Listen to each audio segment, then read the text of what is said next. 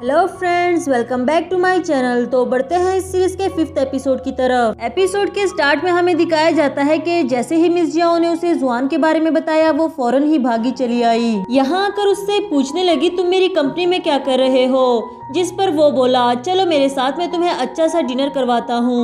Dinner के बहाने उसे एक बड़े से मॉल ले आया, जहाँ नैनजिंग उससे बार बार पूछती रही कि हम कहाँ जा रहे हैं, मगर जुआन उसे कुछ नहीं बताता। शॉप असिस्टेंट के हवाले करके उसे तैयार करने के लिए कह दिया। बेचारी नैनजिंग को तो कुछ पता नहीं चल रहा कि उसके साथ हो क्या रहा है। ये कपड़े पहनकर उसे काफी अनकंफर्टेबल फील हो रहा था और वो जुआन को अपने पास बुलाकर ये बताना चाहती थी। जुआन उसकी बात तो नहीं सुनता, लेकिन जबरदस्ती उसको बाहर ले आया और हील चेंज करने का बोला। नैनजिंग खुद को कवर करती रही और इसके बाद जुआन उसे एक और जगह ले आया, जहाँ पहुँचने के बाद उसे पता चला कि जुआन ने उसके लिए ब्लाइंड डेट अरेंज कर रखी है, वो भी कोई एक दो नहीं बल्कि काफी सारी। उसकी पिक्चर दिखाने लगा, जिसकी एडिटिंग करने के बाद इसने डेटिंग वेबसाइट पर डाल दी थी।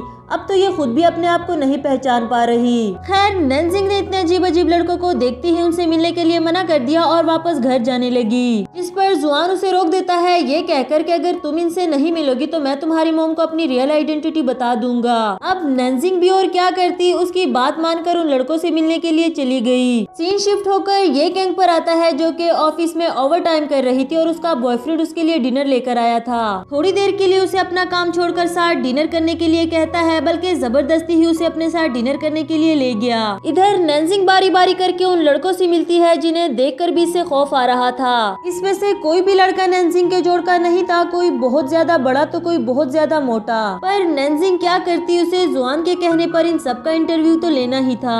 नेक्स्ट सीन में हमें जुकेन को दिखाया जाता है, जिसने फाइनली अपनी स्क्रिप्ट कंप्लीट कर ली और ये गैंग को मैसेज करके स्क्रिप्ट ले जाने के लिए बता दिया। उसका मैसेज देखती ही यहाँ ये गैंग ने नैनजिंग को कॉल करके ये काम उसको सौंप दिया।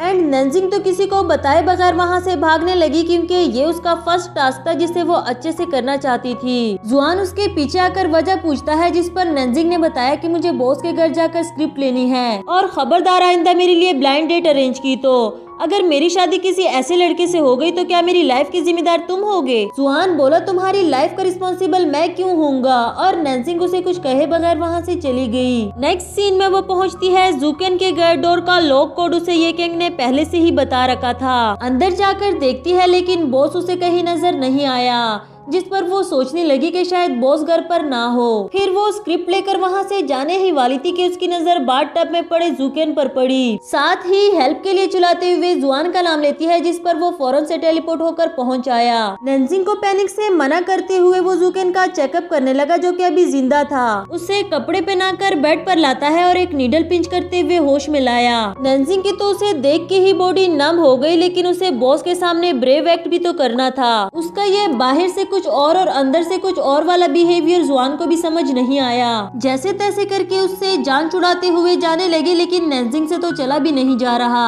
बाहर जाते ही उसे एक बार फिर से एम्बैरेसमेंट होने लगी कि वो हर बार ही ऐसा क्यों कर देती है। यहाँ जुआन भी उससे पूछने लगा कि क्या तुम अपने बॉस को पसंद करती हो? जिस पर नैनजिंग बोली, हाँ वो मेरा बॉस है और मैंने उसकी सारी नॉवेल्स पढ़ रखी है, तो मैं उसे पसंद क्यों ना करूं? अब जुआन बोला, स्टूपिड लड़की, मैं उस वाली पसंद की बात नहीं कर रहा, बल्कि मैं तुम्हारे अनफॉरगेटेबल लव की बात कर रहा हूँ। अगर तुम मुझे इसके बारे में पहले बता देती तो मुझे इतनी मेहनत ना करनी पड़ती। नैनजिंग कहने लगी, ऐसा कुछ भी नहीं है, मैं तो बस उसकी फैन हूँ और उसको मुझसे क्यों प्यार होगा, ऐसा थोड़ी ना होता है। लेकिन जुआन कहता है कि ये कोई इतनी मुश्किल बात भी नहीं है, तुम कर सकती हो अगर उसे अपने झांसे में लाना चाहो तो। फिर नैनजिंग उससे एक डेमो करके दिखाने लगी, उसे दीवार के साथ लगाकर किस करने की कोशिश करती है। ये सब कुछ जुआन के साथ अचानक से हुआ, इसलिए उसकी तो सांसें ही थम गई।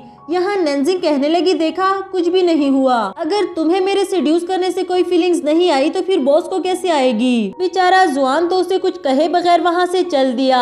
रास्ते में जाते हुए वो ये सोच ही रहा था कि आखिर मेरी हार्ट बीट इतनी स्लो कैसे हो गई थी। नैनजिंग भी उसको सॉरी करती है, ये कहकर कि अगर मैंने तुम्हें डरा दिया हो तो मुझे माफ कर देना, मैं तो बस एक डेमो करके दिखा रही थी। विंडो से नैनजिंग की मॉम इन दोनों को साथ आता हुआ देखती है और नैनजिंग को इन कपड़ों में देखकर तो वो कुछ और ही समझ गई। इसके बाद जुआन उससे जुकेन की नॉवल बुक्स मांगता है जिसे वो पढ़ना चाहता था। नेक्स्ट सीन में ट्रेडिंग करते हुए जुआन उसकी पिक्चर लेकर उसको सेंड कर देता है जिसमें वो फौरन से इसके पास चली आई। उसे ये पिक्चर डिलीट करने के लिए कहती है जिस पर जुआन ने उसे फौरन से बुक्स पहुंचाने का कह दिया। इसके बाद नैनजिंग बुक्स लेकर उसके पास पहुंच जाती है लेकिन इनके साथ एहतियात करने का एक लंबा चौड़ा लेक्चर भी साथ दे दिया।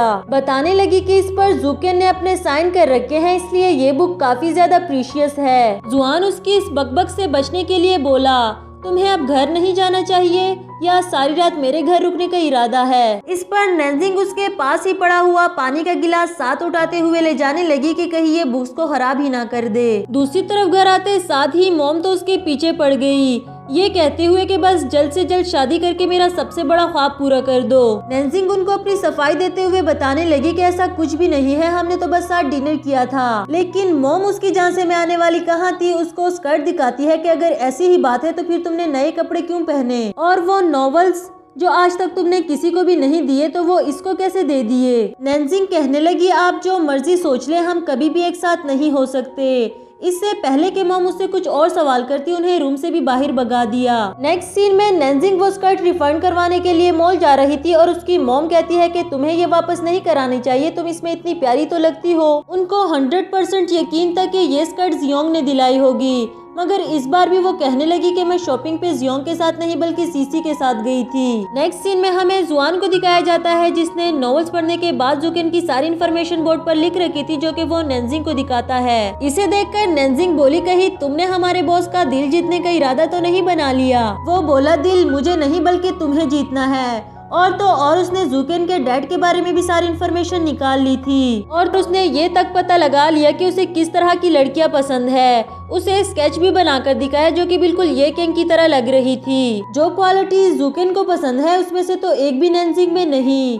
इसलिए वो कहने लगी कि मैंने तो पहले ही कहा था ये फजूल सा आइडिया छोड़ दो, वो बस मेरा आइडल है। जुआन भी कोई कम जिद्दी तो नहीं, कहने लगा मुझे भी कोई शौक नहीं है तुम्हारी मदद करने का, मैं बस तुम्हारी मदद करके अपनी मदद करना चाहता हूँ। वहीं नैनजिंग उसको ये कहते हुए चली गई कि अगर तुमने दोबारा मुझे फोर्स किया तो मैं तुम्हें ही अपना आइडल बनाकर यहाँ से वापस जाने नहीं दूंगी। नेक्स्ट सीन में नैनजिंग सीसी के साथ जाकर वो स्कर्ट वापस कराती है जिस पर सीसी को लगा कि शायद इन दोनों का ब्रेकअप हो गया, लेकिन नैनजिंग ने उसको क्लियर कर दिया कि ना तो हम दोनों में कभी रिलेशनशिप था और ना ही मेरे पास इतना फजूल टाइम है। इस वक्त तो मुझे सिर्फ अपनी जॉब की फिक्र हो रही है, पता नहीं मुझे क्यों ऐसा लगता है कि बॉस मुझे जॉब से निकाल देंगे। तो दूसरी तरफ यहाँ नैनजिंग की मॉम जुआन के लिए डिनर लेकर आई थी और इसी बहाने वो इन दोनों का रिलेशनशिप जानना चाहती थी। पर जब जुआन ने बताया कि मैं आपकी बेटी के लिए कोई अच्छा सा लड़का ढूंढ रहा हूँ तो इस पर वो समझ गई कि इन दोनों के बीच में ऐसा कुछ भी नहीं। बातों ही बातों में उन्होंने ये भी बता दिया कि मैं नैनजिंग की बायोलॉजिकल मदर नहीं हूँ। वो अपने डैड के साथ इस घर में रहा करती थी जबकि मैं अपने बेटे के साथ सामने वाले घर में। हमारा नेबर रिलेशनशिप काफी अच्छा था जिस वजह से मैंने नैनजिंग के डैड से शादी कर ली। अनफॉर्चुनेटली एक दिन आग लगने की वजह से उन दोनों की डेथ हो गई, लेकिन मुझे नैनजिंग जैसी बेटी मिली। तब से लेकर आज तक उसने ये घर किसी को नहीं दिया, लेकिन अगर वो तुम्हें यहाँ रहने दे रही है तो इसका यही मतलब हुआ कि तुम उसके लिए स्पेशल हो। यहाँ जुआन तो स्पीचलेस हो जाता है क्योंकि नैनजिंग की मॉम तो असलियत नहीं जानती, लेकिन उनके जाने के बाद भी इसको सुकून नहीं आता। स्टिल वो नैनजिंग के बारे में सोचता रहा कि कहीं सच में मैं उसके लिए स्पेशल तो नहीं बन गया, और अगर बन भी गया तो उसने मुझे बताया क्यों नहीं। आफ्टर दैट उसे नैनजिंग की आवाज सुनाई देने लगी जो कि डोर के बाहर ही खड़े ये प्रैक्टिस कर रही थी कि स्कर्ट से रिफंड किए हुए पैसे उसको कैसे वापस करूं। कभी सोचती है कि मैं उसे थैंक यू बोलकर ये पैसे वापस करूं, तो कभी कहती है कि मैं उसको थैंक यू क्यों बोलूं, मुझे तो ये पैसे उसके मुंह पर मारने चाहिए। इसी के साथ जुआन ने दरवाजा खोलते हुए उसके हाथ से पैसे छीन लिए। नैनजिंग उसे ऐसे खामोश खड़ा देखकर सोच ही रही थी कि कहीं ये मुझे बॉस के साथ फिर से सेट तो नहीं करने वाला। फिर फौरन से बोली, खबरदार अगर तुमने दोबारा मेरे बॉस के बारे में बात की तो। जिस पर जुआन कहने लगा,